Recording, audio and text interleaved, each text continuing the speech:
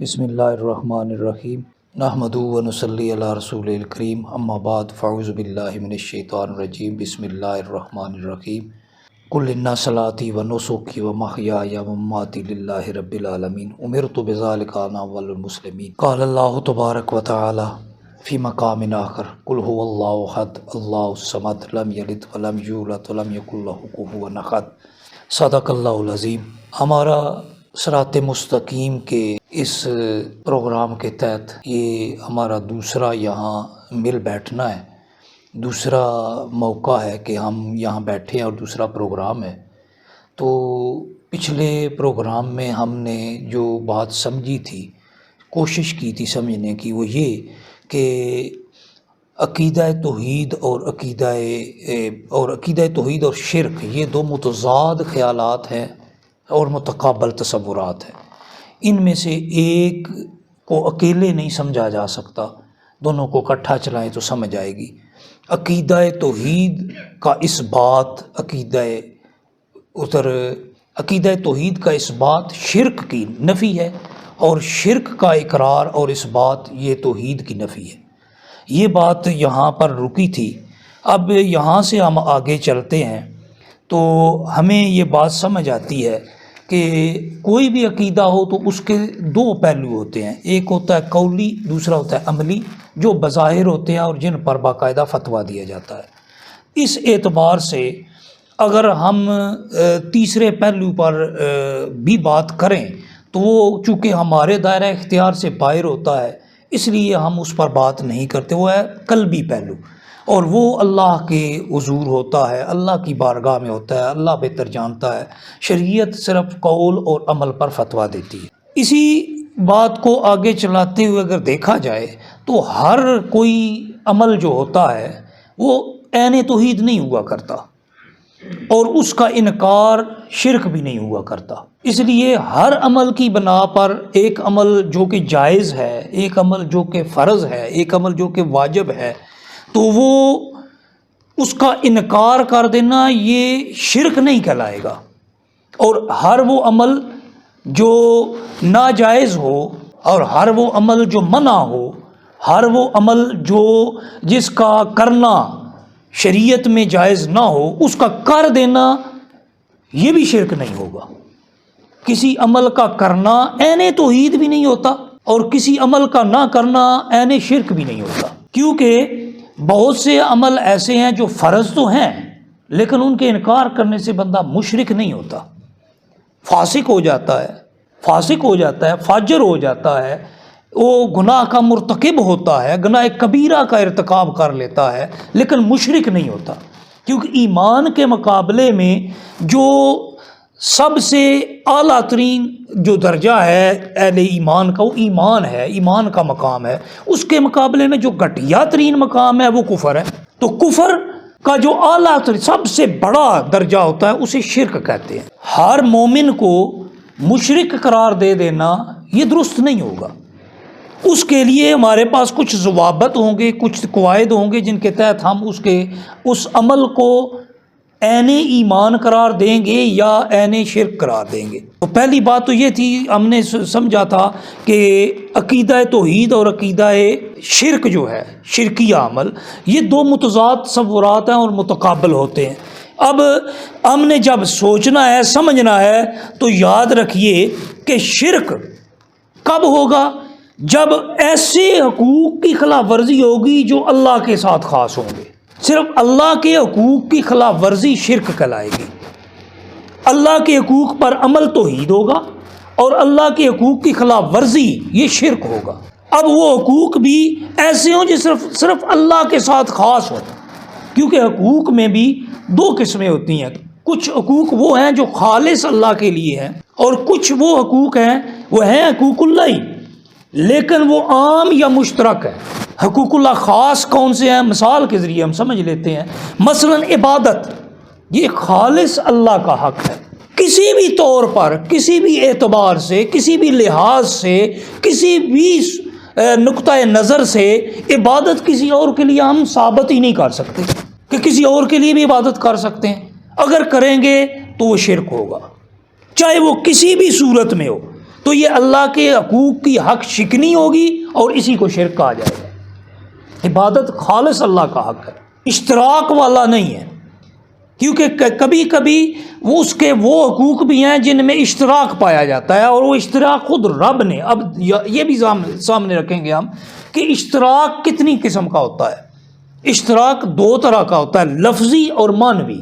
لفظی اشتراک کیا ہے کہ بظاہر لفظوں میں پتہ چل رہا ہو کہ یہاں یہ مشترک ہیں، دو مختلف ذاتیں ایک عمل میں ایک صفت میں اکٹھی ہیں، لفظی طور پر نظر آتا ہو کہ وہ دونوں اکٹھی ہیں، لیکن معنوی کیا ہے کہ مانن بھی اس کا عمل، اس کی کا اطلاق بھی اسی طور پر ہو کہ وہ دونوں اس کے اندر بھی اکٹھے ہوں۔ مثال لے لیتے ہیں، سمجھ تب آئے گی جب مثال سامنے آئے گی۔ میں پھر دوہرا دوں کہ اشتراک لفظی اور اشتراک معنوی، یہ جب دونوں اکٹھے ہوں گے تو شرک ہوگا۔ اشتراک لفظی اور اشتراک معنوی دونوں اکٹھے ہوں گے تو شرک ہوگا۔ اگر صرف اشتراک لفظی ہوگا تو شرک نہیں ہوگا۔ مثلا لفظ ولایت قرآن پاک میں 4 مختلف ذاتوں کے لیے استعمال کیا گیا ہے۔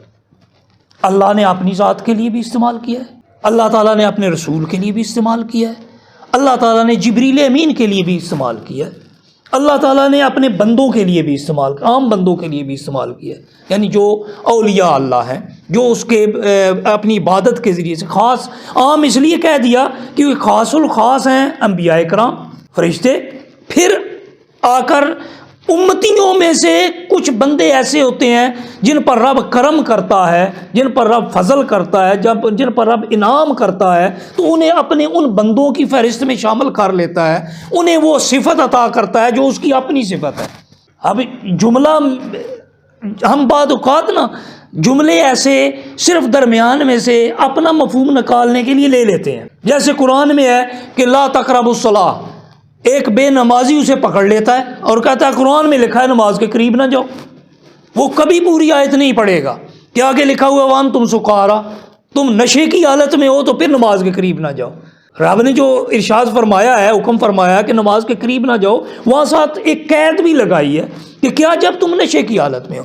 اسی طرح میرا یہ جملہ بھی کوٹ ہو سکتا ہے جو ابھی میں نے بولا کہ لفظ ولایت وہ اللہ تعالیٰ نے اپنے لیے بھی استعمال فرمایا، اللہ ولی الذین آمنوا۔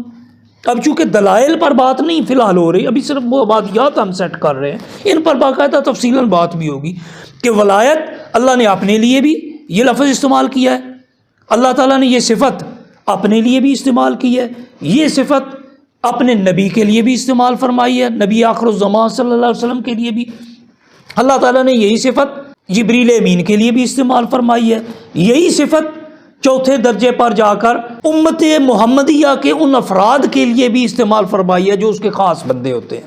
تو 4 جگہوں پر یہ لفظ ولایت اشتراک پا گیا۔ اب بظاہر یہ مشترک ہے، لفظی طور پر اشتراک پایا جا رہا ہے، لیکن معنن اشتراک نہیں ہے، کیونکہ لفظ ولایت کی نسبت جو اللہ کی ذات کی طرف ہے وہ کبھی بھی نبی صلی اللہ علیہ وسلم کی ذات کی طرف نہیں ہو سکتی۔ جس نسبت سے، جس حیثیت سے، جس ماہیت سے، جس اعتبار سے اس کو ثابت کیا جائے رب کے لیے، اسی اعتبار سے، اسی اعتقاد سے، اسی حیثیت سے، اسی ماہیت سے اسے رسول اللہ کی ذات کے لیے کبھی ثابت نہیں کیا جا سکتا، اور نہ ہی جبریل امین کے لیے، نہ ہی بندوں کے لیے۔ تو اب دیکھیں بظاہر لفظی اشتراک پایا گیا، بظاہر لگتا ہے کہ شرکت آ گئی ہے، جسے استعمال کر کے شرک کا فتویٰ لگا دیا جاتا ہے کہ شریک کیا جا رہا ہے، جی شامل کیا جا رہا ہے، ساتھ اشتراک دیا جا رہا ہے، یہ صفت بندوں کے لیے بھی ثابت کی جا رہی ہے، یہ تو شرک ہو گیا۔ بھائی صفت، کچھ صفات، کچھ افعال، کچھ اعمال اللہ تعالیٰ کے اپنے خاص اس کی ذات کے ساتھ ہیں، جس کی مثال میں نے دے دی عبادت کی ہے۔ کچھ اس کی صفات وہ ہیں جن میں اشتراک پایا جاتا ہے، لیکن وہ اشتراک لفظی ہے، اشتراک معنوی نہیں ہے۔ جب تک اشتراک لفظی اور اشتراک معنوی دونوں اکٹھے نہیں ہوں گے شرک نہیں ہوگا۔ تو اس اعتبار سے پتہ چلا کہ ان صفات میں جو صفات صرف خاص رب کے لیے ہیں، ان میں اگر شرکت کی جائے، شریک کسی کو ٹھہرایا جائے تو وہ شرک ہوگا، کسی اور کو بھی اس کا مستحق ٹھہرایا جائے، کسی اور کو بھی، کسی اور کی طرف بھی اس کی نسبت کی جائے تو اسے کہا جائے گا شرک ہے۔ ورنہ شرک نہیں ہوگا۔ مثلا عبادت کی مثال دی، عبادت رب کی ذات ہے، تخلیق رب کی صفت ہے، تخلیق میں اب کسی اور کو بھی خالق قرار دے دینا یہ ممکن ہی نہیں، یہ شرک ہوگا۔ تو صفات میں ایسی صفت جو اللہ کے لیے خاص ہوں دوسروں کے لیے ثابت کرنا یہ شرک ہے، اور ایسی صفات جن میں اشتراک پایا جاتا ہے، عمومی معنی پایا جاتا ہے، عمومی صفات ہیں جن میں خالق و مخلوق میں اشتراک پایا جاتا ہے، اور اللہ تعالیٰ نے خود قرآن میں ان صفات کو بندوں کی طرف بھی منسوب کیا ہے، مخلوق کی طرف بھی منسوب کیا ہے، اور اپنی ذات کی طرف بھی منسوب کیا ہے۔ تو وہاں پھر دیکھا جائے گا کہ اشتراک کون سا ہے، لفظی ہے یا معنوی ہے۔ اگر لفظی ہے صرف تو پھر شرک نہیں ہے، اگر معنوی بھی ہے ساتھ تو پھر شرک ہوگا، اور ایسا کوئی بھی بندہ اعتقاد ہی نہیں رکھ سکتا کہ جیسے ولایت اللہ کی صفت ہے ویسی نبی صلی اللہ علیہ وسلم کی بھی صفت ہے، نہیں، ممکن ہی نہیں، کیونکہ رب کائنات کی صفت ولایت ذاتی ہے، اس کی اپنی ہے، لیکن رسول اللہ صلی اللہ علیہ وسلم کو صفت ولایت عطا کی گئی ہے، آپ پر کرم کیا گیا ہے، آپ پر فضل کیا گیا، آپ پر انعام کیا گیا ہے۔ جبریل امین کو ولایت جو ہے وہ عطائی ہے، وہ دی گئی ہے۔ اشتراک بظاہر پایا جا رہا ہے، حقیقت میں کوئی کسی قسم کا اشتراک پایا ہی نہیں جا رہا۔ حضرت شاہ ولی اللہ محدث دہلوی کی زبانی ہم شرک کی تعریف پڑھ لیتے ہیں۔ آپ کیا فرماتے ہیں؟ الفوز الکبیر صفحہ 27 پر آپ فرماتے ہیں الشرک ان یثبت بغیر اللہ سبحانہ وتعالی شیئا من صفات المختصۃ بہ۔ شرک کیا ہے؟ شرک ان یثبت بغیر اللہ، ان یثبت اللہ، یثبت بغیر اللہ، اللہ کے علاوہ کسی اور کے لیے ثابت کر دینا۔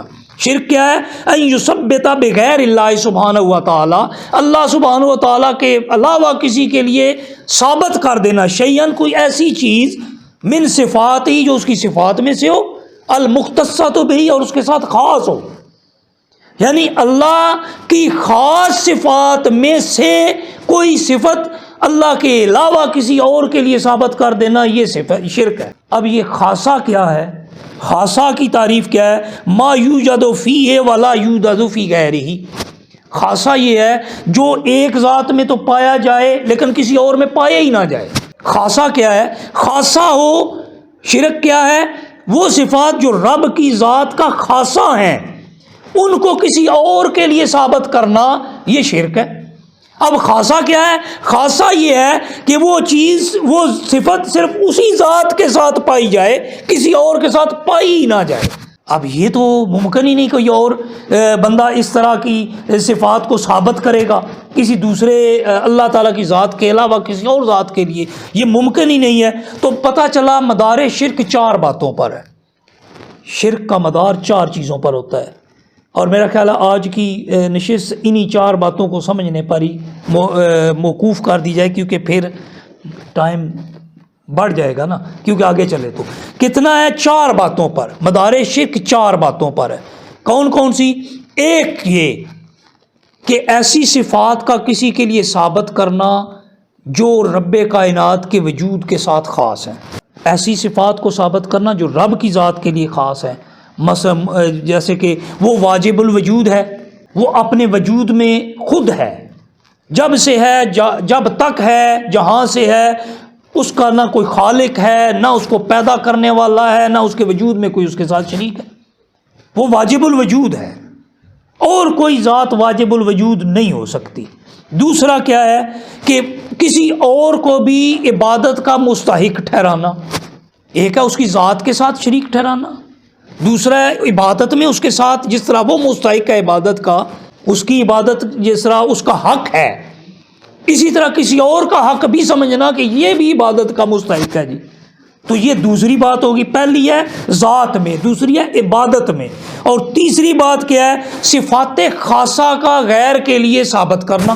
پہلا تھا ذات میں شریک ٹھہرانا، دوسرا تھا عبادت میں اس کے ساتھ شریک ٹھہرانا، تیسرا کیا تھا؟ تیسرا یہ تھا کہ اس کی جو خاص صفات ہیں وہ کسی اور کے لیے ثابت کرنا، مثلا علم بالذات، اس کا ذاتی علم ہے، کسی اور کے پاس ذاتی علم موجود نہیں ہے۔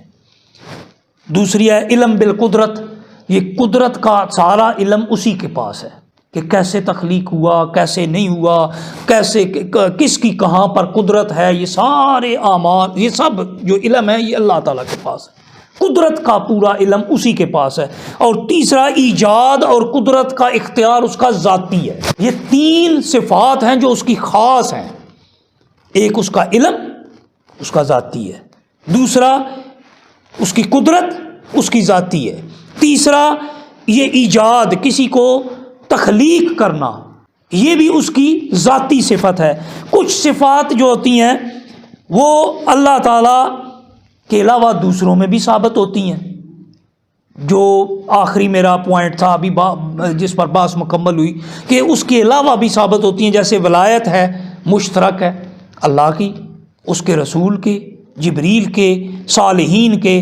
تو یاد رکھیے صحیح معرفت خداوندی تب ہوگی جب ہم صحیح طور پر اس کی شان کو سمجھ سکیں گے، اس کی ذات ہے کیا، اس کی شان کیا ہے۔ اور اس کے لیے یاد رکھیے کچھ اس کی شانیں اختصاص ہیں، خاص شانیں ہیں، کہیں پر اس کی شان اختصاص ظاہر ہوتی ہے، خصوصی شان ظاہر ہوتی ہے، کہیں پر وہ انعام اشتراک دیتا ہے۔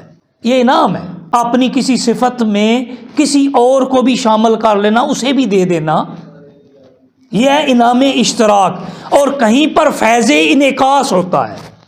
میں نے تین اصطلاحیں استعمال کی، کہیں پر شان اختصاص ہے اس کی، خاص اس کی شان ہے، کہیں پر شان اشتراک ہے کہ وہ دوسروں کو بھی کچھ اپنی صفات عطا کر دیتا ہے، اور کہیں پر فیض انعکاس ہے، منعکس ہو کر فیض آتا ہے، اس کا فیض کہیں آئینے سے پلٹ کر منعکس ہو کر عطا ہوتا ہے، اسی لیے وہ اپنے حبیب کی بارگاہ میں جانے کا حکم بھی دیتا ہے۔ یہ شان اس کا انعکاس ہے، فیض انعکاس ہے کہ تم کیا کرو، تمہیں فیض چاہیے نا، تمہیں میرا کرم چاہیے، تو کیا کرو، پھر اس آئینے کے سامنے جاؤ جہاں سے میرا فیض منعکس ہوتا ہے۔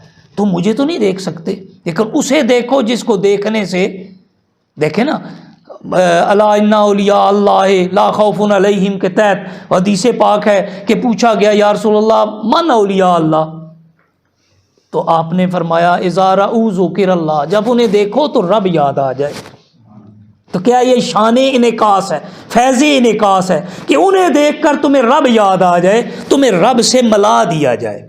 تو یہاں پر اگر یہ کہہ دیا جائے کہ وہ رب ہیں، یہ نہیں، ہاں ان کے ذریعے رب تک پہنچا جا رہا ہے، تو فیض انعکاس بھی ہوتا ہے۔ کبھی اس کی شان توحید شان الوہیت کے ساتھ ظاہر ہوتی ہے اور عدم اشتراک پایا جاتا ہے، کوئی اس کے ساتھ شریک نہیں ہوتا۔ کبھی اس کی توحید کی شان الوہیت کے ساتھ ظاہر ہوتی ہے اور اشتراک نہیں پایا جاتا، اور کبھی اس کی توحید شان ربوبیت کے ساتھ ظاہر ہوتی ہے، اور وہ مربوب جس پر وہ اپنی صفت رب کا اظہار کرتا ہے، جس پر کرم کرتا ہے، اس میں نیابت اور مظہریت کا جلوہ بھی دکھا دیتا ہے۔ یہی وجہ ہے نا کہ اس نے اپنے بندوں میں سے والدین کو کی طرف بھی رب ہونے کی اپنی صفت کو منسوب فرمایا ہے، قرآن پاک کے اندر موجود ہے۔ تو کیا ہے، یہ اس کی شان ربوبیت کا جلوہ ہے، رب نہیں ہے، وہ رب وہی ہے۔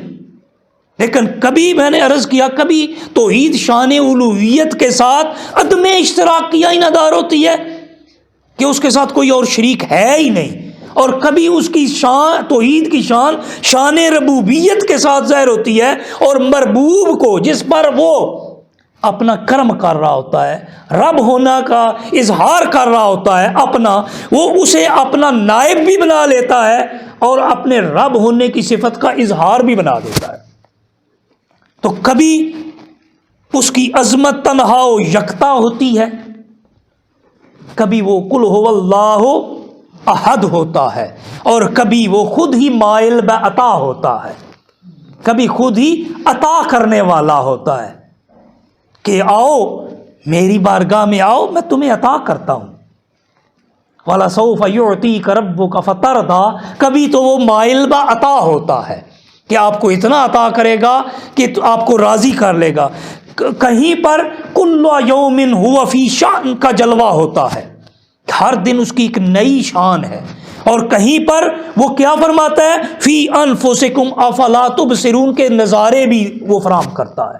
تم اپنی ذاتوں میں دیکھو، میری نشانیاں دکھائی دیں گی، لیکن اس کے لیے بصارت کے ساتھ ساتھ بصیرت بھی چاہیے ہوگی۔ پھر وہ رب کہیں فرماتا ہے لیس کمثلہ شیء، کہیں فرماتا ہے لیس کمثلہ شیء، کہ اس جیسا کوئی ہے ہی نہیں، اس کی مثل کوئی ہے ہی نہیں، اور کہیں وہ فرماتا ہے مثل نورہ کمشکوۃ، کہیں کہتا ہے اس کی مثل کوئی نہیں، کہیں فرماتا ہے مثل نورہ کمشکوۃ۔ اب یہاں لفظی اشتراک تو آیا لیکن معنوی اشتراک ممکن ہی نہیں ہے۔ مثل نورہ کمشکوۃ کہیں فرما دیتا ہے، کہیں فرماتا ہے لا تدرکہ الابصار، کہیں فرماتا ہے لا تدرکہ الابصار، اس کا ادراک یہ نگاہیں کر ہی نہیں سکتی، کہیں فرماتا ہے اینما تولوا فثم وجہ اللہ، کہیں فرماتا ہے کہ لا تدرکہ الابصار، کہ اس کی آنکھیں اس کا ادراک یہ آنکھیں اس کا ادراک کر ہی نہیں سکتی، اور کہیں فرماتا ہے اینما تولوا فثم وجہ اللہ، جدھر منہ کرو گے مجھے اپنے سامنے پاؤ گے، ادھر کہتا ہے ادراک نہیں کر سکتے، ادھر کہتا ہے جدھر نگاہ اٹھاؤ گے میں سامنے ہوں گا۔ اس لیے سمجھنے کے لیے اس عقل کے پیمانے کے ساتھ ساتھ اس دل کی بھی آنکھ چاہیے ہوتی ہے، دل کا بھی روشن ہونا چاہیے ہوتا ہے۔ یہ ایک چیز سے کبھی بھی فیصلہ نہیں کیا جا سکتا۔ جملہ ایک بولا تھا جو قابل وضاحت لگا، وہ جملہ کیا تھا کہ کوئی عالم اور فاضل بھی مفتی نہیں ہوتا کہ وہ فتویٰ دے کہ یہ شرک ہے یا شرک نہیں ہے۔ ایک ہر عالم اور ہر فاضل شخص بھی مفتی نہیں ہوتا کہ وہ یہ فتویٰ دے، پورا جملہ پوری وضاحت پورا جملہ سمجھیں گے تو بات سمجھ آئے گی۔ ہر عالم اور ہر فاضل بھی مفتی نہیں ہوتا کہ وہ فتویٰ دے سکے کہ یہ شرک ہے یا نہیں ہے۔ چلے جائے کہ ایک عام بندہ اٹھ کے کھڑا ہو جائے اور کہنا شروع کر دے یہ شرک ہے، یہ شرک ہے، یہ شرک ہے۔ ہمارے ہاں تو یہی چل رہا ہے نا۔ اب یہاں پر صرف اتنا جملہ نہ کوٹ کیا جائے کہ ہر عالم اور فاضل شخص مفتی نہیں ہوتا، نہیں، اس سے آگے بھی بات ہے کہ ہر عالم اور ہر فاضل شخص بھی مفتی نہیں ہوتا کہ وہ فتویٰ دے سکے کہ شرک ہے یا بدعت ہے۔ اس کے لیے کچھ اصول، مبادیات، احکام، ان کا جاننا، ان کا باقاعدہ ان میں ماہر ہونا ضروری ہے۔ ابھی تک ہم نے نہ توحید کی تعریف پڑھی، نہ توحید کی اقسام پڑھی، نہ ہم نے سمجھا، نہ کوشش کی۔ ابھی تک ہم صرف یہ کوشش کر رہے ہیں کہ کچھ اصول مقرر کر لیے جائیں، کچھ سمجھنے کے لیے کچھ اصول بنا لیے جائیں۔ ہم ایسے ہی چل پڑیں گے تو نہ توحید اور اس کی اقسام سمجھ آئیں گی، کیونکہ توحید کی صرف 3 ایسی قسمیں ہیں۔ ہمارے ہاں تو عام طور پر توحید کی زیادہ قسمیں بیان کر دی جاتی ہیں نا، ہیں بھی زیادہ، لیکن ان میں سے صرف 3 ایسی ہیں جن کا انکار، جن کی خلاف ورزی ڈائریکٹ شرک ہو جاتا ہے۔ 2 ایسی ہیں جن میں اشتراک پایا جاتا ہے، اور ہم ان پر بھی شرک کا فتویٰ لگا دیتے ہیں۔ تو اگلے پروگرام میں ہم توحید کی اقسام اور مقابلے میں شرک کی اقسام، ان کو تقابل کر کے چلیں گے کہ یہاں توحید ہے، یہ توحید ہے، اور اس توحید کی اس قسم کا یہ انکار، یہ شرک ہے، اور کیسے انکار، پھر اس کی اپلیکیشن ہم سمجھیں گے۔ ہمارے ہاں تو ایسے ہر بندے چھوٹا سا عمل ہے اسی پر پکڑ کر شرک کر دیا جی، چھوٹا سا کسی نے عمل کر دیا، ایک مباح کام بھی چھوڑ دیا نا تو کہتے ہیں شرک کر دیا۔ دیکھیں نا، مشترک کی ایک مثال یہ بھی ہے نا کہ عزت اور احترام کس کا لازم ہے؟ اللہ کا، لیکن وہ والدین کا بھی ہے، اساتذہ کا بھی ہے، انبیاء کرام کا بھی ہے، صلحاء کا بھی ہے، علماء کرام کا بھی ہے، اپنے سے بڑوں کا بھی ہے، سب کا احترام ہے۔ لیکن ہر ایک کے احترام کا درجہ مختلف ہے، اس کا معاملہ مختلف ہے، اس کا لیول مختلف ہے، اس کا انداز مختلف ہے۔ اب ایک کے احترام کو دوسرے کے ساتھ ہم اٹیچ نہیں کر سکتے، کبھی بھی نہیں لگا سکتے، اور یہی فرق ہم نے کرنا ہے۔ اللہ تعالیٰ ہمیں بہتر سمجھنے کی توفیق عطا فرمائے۔